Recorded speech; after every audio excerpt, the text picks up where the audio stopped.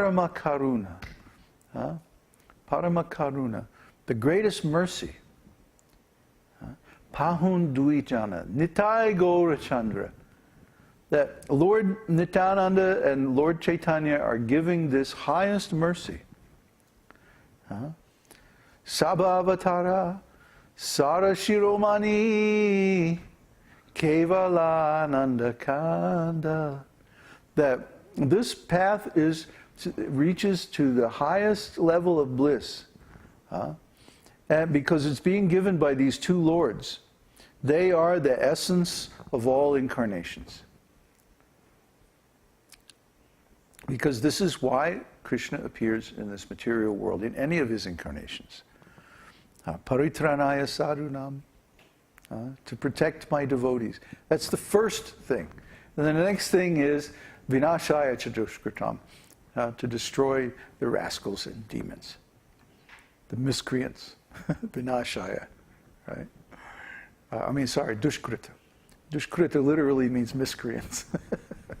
So he comes to protect the devotees and, incidentally, to destroy the miscreants.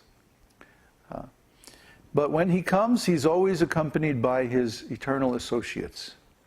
And they display all the wonderful pastimes of the spiritual world to show us how to relate to Krishna, to teach this art of loving Krishna.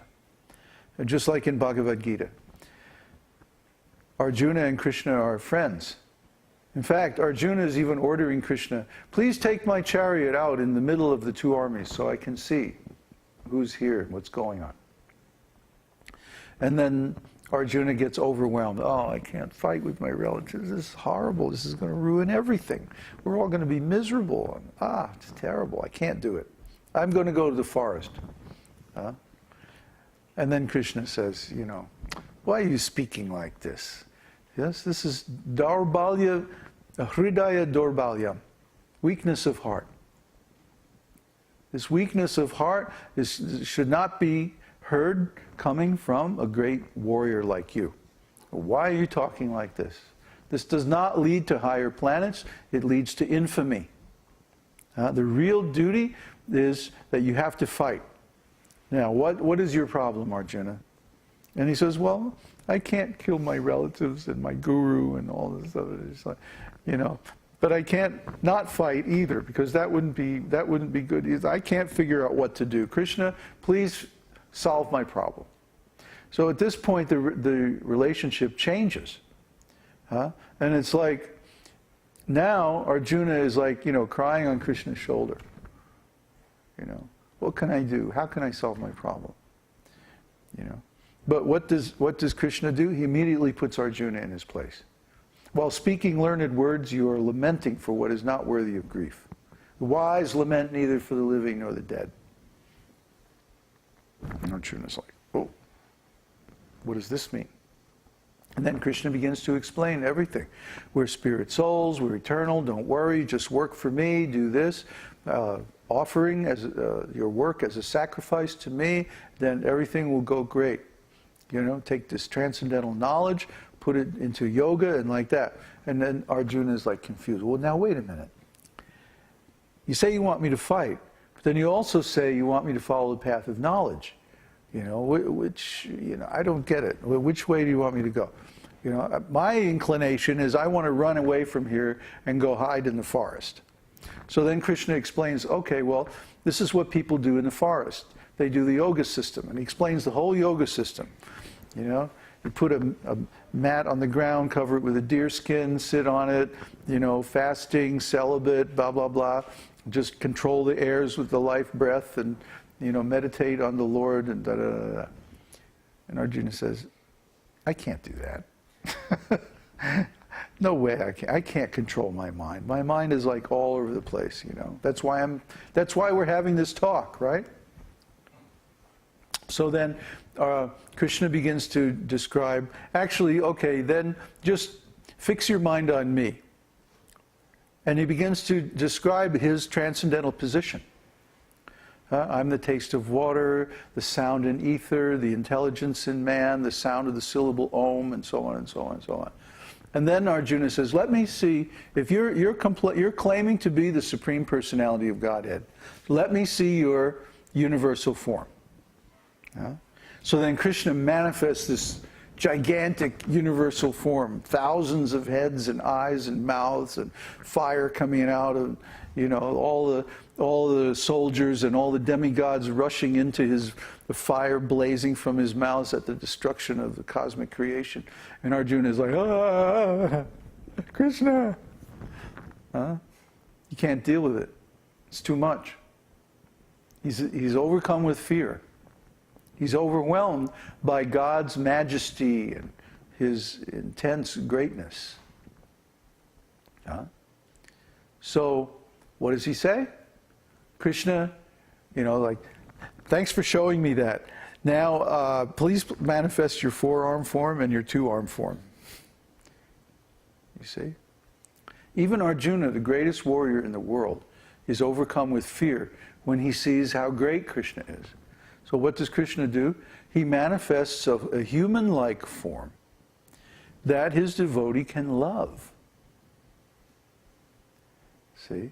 And it's this form in which Krishna says, give up everything and surrender to me. He doesn't say that in his universal form. What does he say? Time I am, destroyer of the worlds. Whoa, it's hard to love that form. Very hard to love that form. But the two-armed form, or even the four-armed Vaikuntha form, is very easy to love. Because that form is on a human scale. So this is how Krishna relates to his devotees. He manifests a form, especially for each and every one of his devotees, that is just the perfect form for that particular devotee to love with all their heart. See? In this material world, especially in the first part of life, we're searching everywhere. Let me find somebody to love. Let me find somebody. No, not that one. No, maybe this one. No, that's not going to work. Let's try this one. Oh, no. And this goes on and on and on and on. And maybe if you're lucky, you have a relationship that sticks together for a few months or years. But it eventually has to end. And it's not perfect. It's never perfect. Or even if it's really good. I mean, as an astrologer, I often see, different charts. And there's a way that you can analyze the compatibility. I've never seen two charts better than about 80% compatible.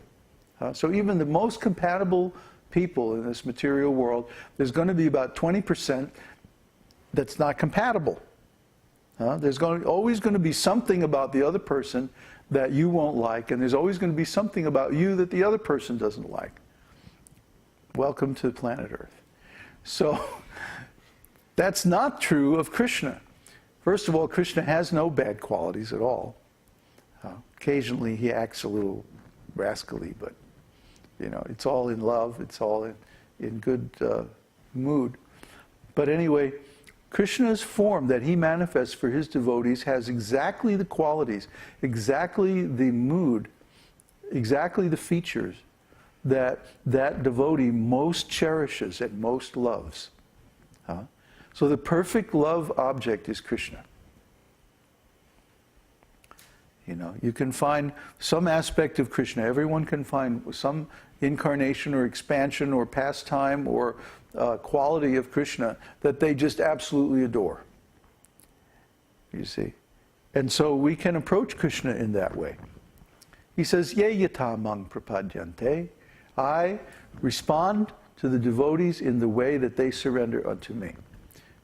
If they surrender in conjugal love, then I reciprocate in conjugal. If they surrender as a parent, then I become their son. If they want me as a friend, then I become their friend.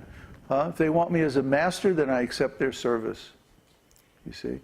Whatever relationship we want with Krishna, that's okay. As I said earlier, his supreme position is unchallengeable. No one can defeat him. No one can change his supreme position, his supreme nature. So, what's the problem? He can relate to us in any way that we want to relate to him. There's no problem for him. He has unlimited resources. unlimited time, unlimited energy. So he will accept our service. He will accept our love in any way that we want to offer it to him. The point is to offer our love to him. You see? To give up the trying to love this material world or the people in it, and to just offer our love to Krishna. That's what Krishna wants. And he asks again and again and again for this in the scriptures. So if we just give that to Krishna, he gives his very self to the devotee. See, this is the reciprocation. You know? And it's not that you can force Krishna to manifest. You can't force Krishna to appear.